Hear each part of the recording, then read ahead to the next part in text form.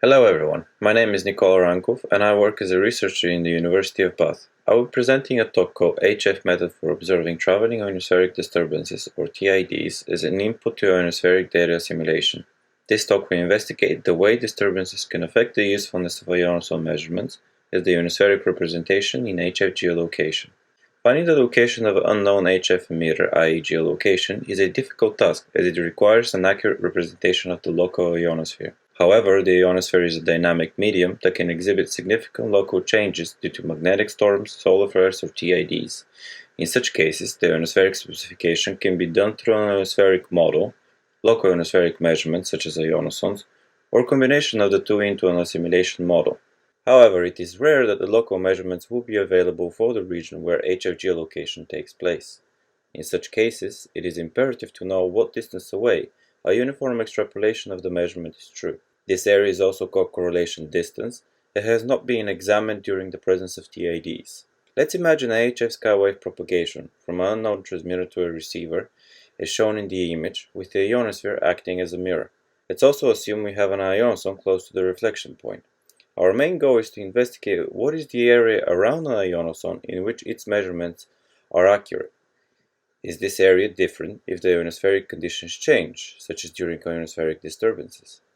If we have another transmitter further away from the ionosome, can the same measurements be representative for the conditions around the new reflection point? How does the correlation distance depend on frequency of the HF signal and thus to a change of the propagation geometry? At what distance away from the ionosome is it better to just use a model, such as IRI, to describe the average ionosphere? In other words, this research will compare horizontal extrapolation of local ionosome measurements against IRI to test their ability to represent the ionosphere for HF geolocation. The benefit of this research is that it investigates the correlation distance of ionosome measurements over a localized area. This information will be useful for data assimilation models designed for HF geolocation during periods of disturbed ionosphere. To the best of our knowledge, correlation distance has not been investigated in this manner so far. The results will show that the accuracy of ionosome measurements does not only depend on the distance but also on the sampling rate of ionosome measurements, the height of the reflection, and the severity of the ionospheric conditions. The experimental campaign took place in the White Sands Missile Range in New Mexico in the USA. The figure shows a map of the subset of the deployed equipment used in this research. This consisted of an oblique sounder transmitter, OSC, marked by a yellow circle, 4 oblique sounder receivers, G10, NSO, ROS, and Kirtland, marked by blue squares, and an ionosome, Cherry, written as CH and marked by a green triangle. The connecting paths of the oblique sounder transmitter to the 4 receivers are marked by red lines. The table displays the distances between the Cherry ionosome and the midpoint of the HF links, i.e. the reflection point of the transmitted HF signal. The campaign was conducted for 6 days from 19th of January to 27th of January 2014. The OSC sounder cycled through 81 frequencies every 2 minutes, with frequencies ranging from 3 MHz to 11 MHz in 0.1 MHz increments. Each of the 4 receiver sites measured signal group time delay every 2 minutes for each frequency that was received. The sounder was operational from 5 to 11 p.m. Universal Time on most days, except for the 26th, where the sounder was operational from 8 to 11 p.m. The figure shows an example of group delay variability on one of the links on the 26th of January for the 3 radio frequencies, 4.8, 5.8, and 6.8 MHz. In the graph, it can be seen that there is a clear wave-like variability indicative of medium-scale TIDs on all 3 radio frequencies. It is also clear that the time delays on the different frequencies are correlated but offset slightly from each other, indicating that TIDs are present at multiple heights in the ionosphere. The table on the left side shows the degree of variability for each day and frequency as the standard deviation of group delay in microseconds. From the table, it is clear that the 26th and the 27th are the days with the largest variability. This presentation tries to answer a simple question: how far away from their source can ionosome measurements be extrapolated horizontally in SSL geolocation during TID activity? The analysis of their horizontal extrapolation has 3 main stages. Using the vertical profiles from the Cherry ionosome, a ray tracing algorithm will simulate the path of an HF signal from the OSC sounder to each of the 4 receivers. The algorithm will then calculate the signal delays that will then be compared to the recorded delays from the experimental campaign. In order to estimate whether this difference is significant, the ionosphere measurements will be benchmarked against the International Reference Ionosphere, or IRI. If the extrapolation is less accurate than IRI, a model that does not have the capability to represent TID activity, then the correlation distance of the ionosphere has been surpassed for the current conditions. For the ray tracing algorithm, a 3D grid of electron density concentration is needed. The grid will span from 20 to 40 degrees latitude and from 245 to 260 degrees longitude in steps of 15.5 kilometers. The height of the ionospheric profile is set between 80 and 500 kilometers with a vertical sampling of 2 kilometers. A profile is generated every 2 minutes to match the sampling time of the OC sounder. Two representations were created from the ionosphere at Cherry. The first updated the density across the grid every 2 minutes and the second every 15 minutes. These will be referred to as Cherry 2 and Cherry 15 for the rest of the talk. The reason for the second sampling rate is that many ionospheres across the world are set on a 15-minute cadence. The performance of this representation will be indicative of the general effectiveness of ionosphere data in HF ray tracing. A radio signal was ray traced through all three ionospheric representations, starting from the location of the OSC transmitter to the location of each of the 4 receivers for 81 discrete radio frequencies every 2 minutes, matching the operation of the OSC sounder. The daily experimental data was divided into morning and afternoon period in order to analyze the effect of different background ionospheric conditions on the delay predictions.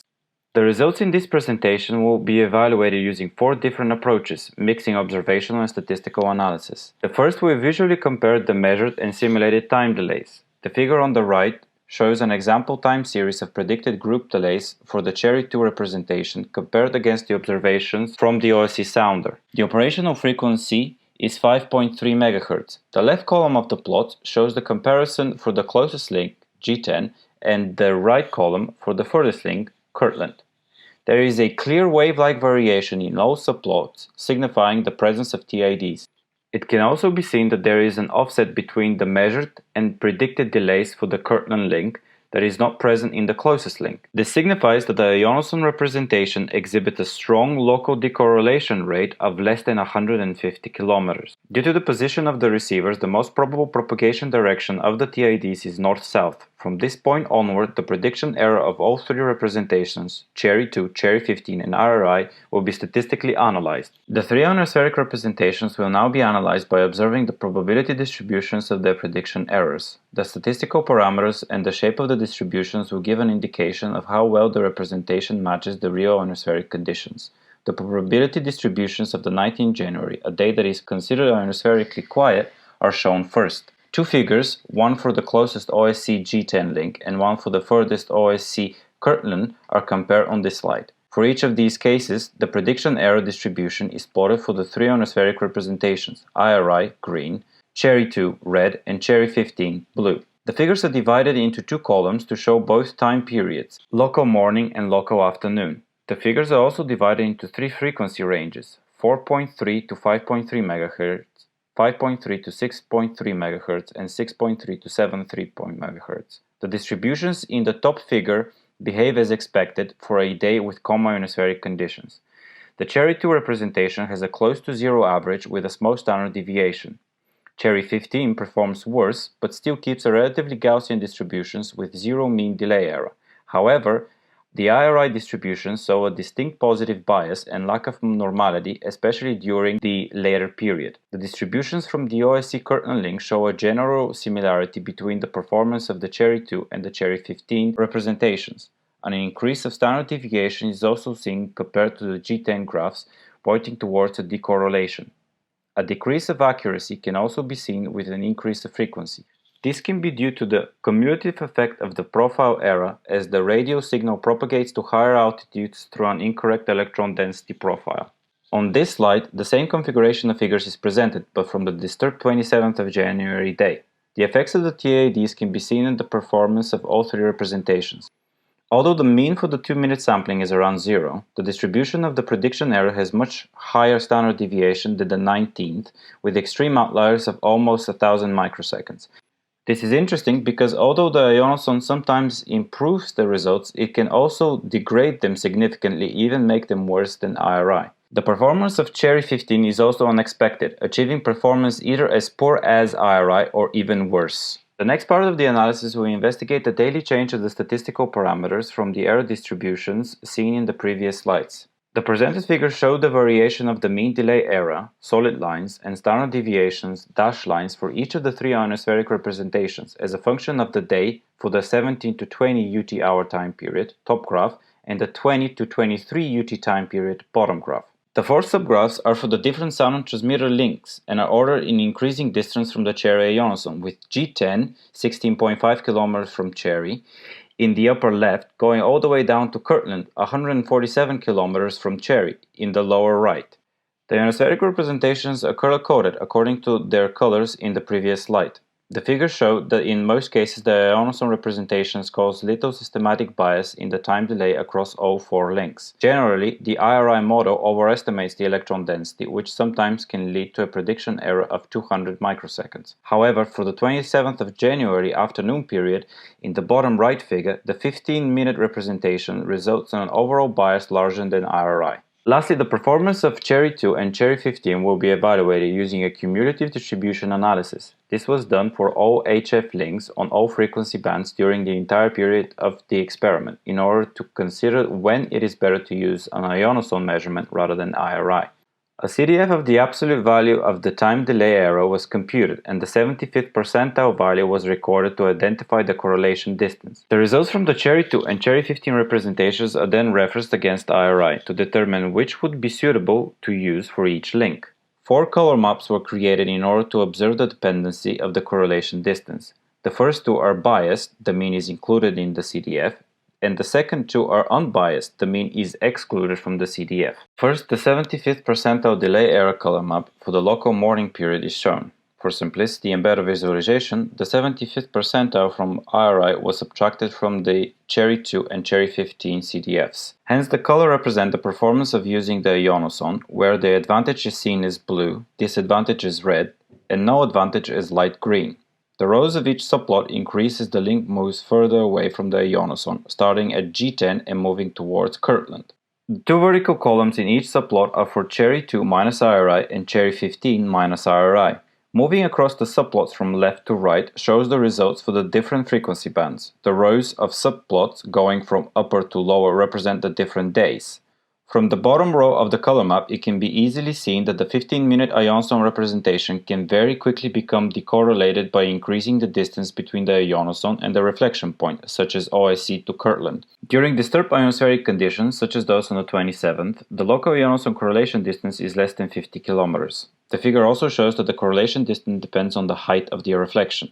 As the frequency range of the transmitted signal becomes higher, moving from left to a right column, the correlation distance of the ionoson profile becomes shorter.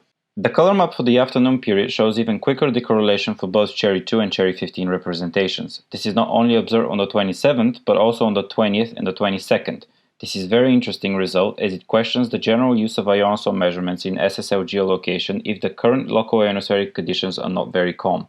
The next two slides will show the 75th percentile from an unbiased CDF, meaning that the average has been taken out of all of the distributions. This way, the analysis will only concentrate on the shape of the distributions and thusly on the variability of prediction errors from the ray tracing.